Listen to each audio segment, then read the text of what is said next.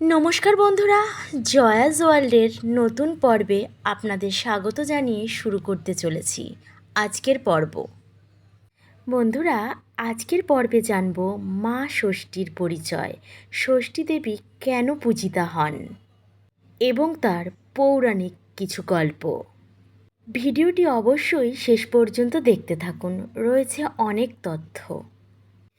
মা ষষ্ঠী, দেবী ষষ্ঠী বা ষষ্ঠী ঠাকুর, ইনি হলেন বঙ্গীয় এবং বহির্বঙ্গীয় হিন্দু সনাতন ধর্মের মানুষদের কাছে এক পৌরাণিক দেবী হিসেবেই অভিহিত। ষষ্ঠী দেবী মূলত সন্তানদের রক্ষা করে, সন্তানদাত্রী, তাই এই দেবীকে সন্তানদের রক্ষাকর্ত্রী দেবী হিসেবেই মানা হয়। আর সব সময় সন্তানদের এই দেবী রক্ষা করে থাকেন। আর কোনো দম্পতির যদি সন্তান না হয়, এই দেবীর কৃপাই কিন্তু সন্তান হয়ে থাকে।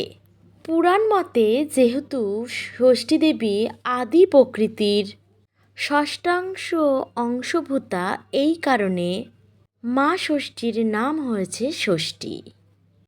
আর বন্ধুরা, এই ষষ্ঠী দেবী ভারতবর্ষের বিভিন্ন স্থানে বিভিন্ন নামে অভিহিত হয়ে আছেন। এবং এই ষষ্ঠী পুজো দুই প্রকারের হয়, একটি কঠিন, একটি সরল, এই দুই প্রকারের হয়ে থাকে।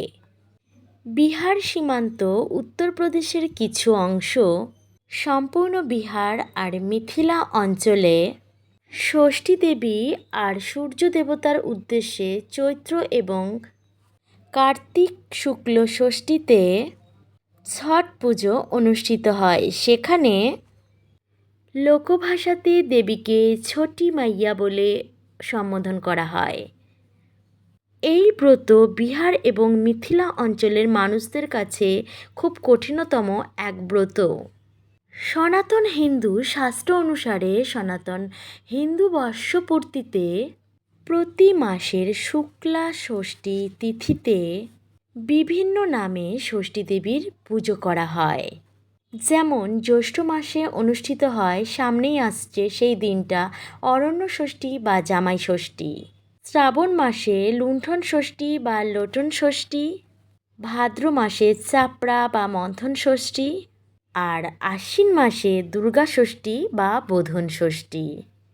এইভাবে অগ্রহায়ণ মাসে মূলা ষষ্ঠী, পৌষ মাসে পাটাই ষষ্ঠী, আর মাঘ মাসে অনুষ্ঠিত হয় শীতল ষষ্ঠী। আর চৈত্র মাসে হয় অশোক ষষ্ঠী বা নীল ষষ্ঠী। বৈশাখ, আষাঢ়, কার্তিক আর ফাল্গুন মাসের ষষ্ঠী অপ্রচলিত। এছাড়া শিশু জন্মের পর 6 দিনে অনুষ্ঠিত হয় ছুতিকা ষষ্ঠী, ঘাট ষষ্ঠী আর 21 দিনে 21-এ। আর শিশুর 12 বছর বয়স পর্যন্ত প্রতি জন্মতিথিতে জলষষ্ঠী দেবীর পুজো হয়ে থাকে। বেশিরভাগ পণ্ডিতেরা মনে করেন ষষ্ঠী দেবীর মূল শিকড় হিন্দু লোক ঐতিহ্যগুলিকে চিহ্নিত করে। এই দেবীর উল্লেখ হিন্দু ধর্মের গ্রন্থগুলিতে পাওয়া যায়। এই গ্রন্থগুলি থেকে আরও অনেক কিছু জানা যায়, যে তিনি শিশুদের ভীষণই ভালোবাসতেন। আর জানা যায় হিন্দু যুদ্ধের দেবতা স্কন্দের সাথে তিনি যুক্ত আছেন।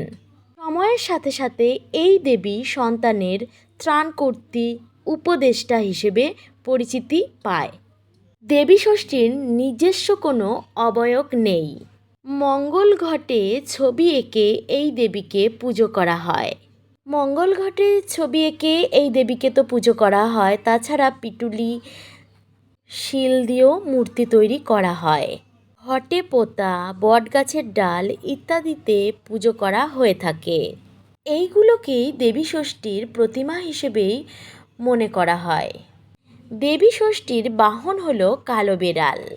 তবে মা ষষ্ঠীর যে ধ্যান মন্ত্রগুলি আছে সেইগুলি পাওয়া যায় দেবী গৌরবর্ণা, ত্রিভুজা, উত্তম বসন এবং অলঙ্কার পরিহিতা। তার মানে বোঝাই যাচ্ছে দেবী অলঙ্কার পরতে ভালোবাসতেন।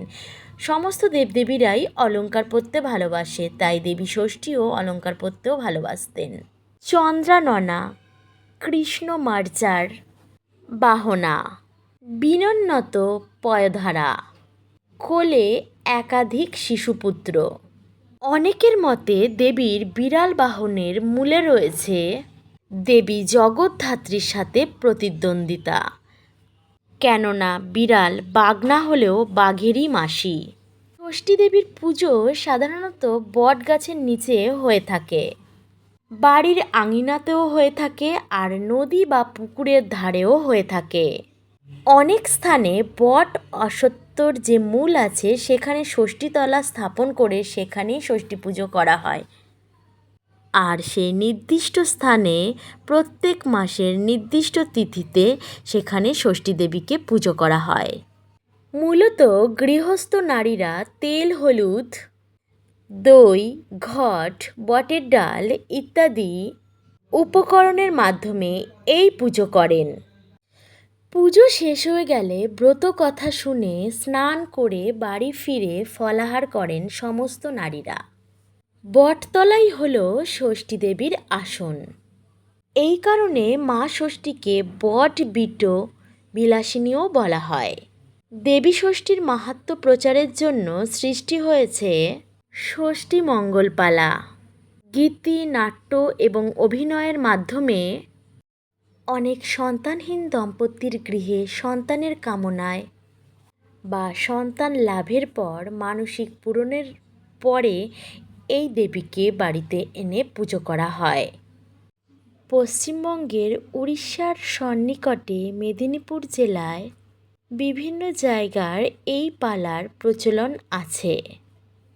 বন্ধুরা, আজকের মতো আমার পর্ব এখানেই শেষ করছি। আবার দেখা হবে অন্য একটা নতুন ভিডিওর সাথে। ততক্ষণ পর্যন্ত আপনারা ভীষণ ভালো থাকবেন, একে অন্যের সাথে যেমন জুড়ে আছেন তেমনই জুড়ে থাকবেন। তাহলে আজকের পর্ব আপনাদের কেমন লাগলো অবশ্যই কিন্তু আমাকে একটা কমেন্ট করে জানাতে ভুল করবেন না। আবার দেখা হচ্ছে আগামী পর্বের সাথে। নমস্কার।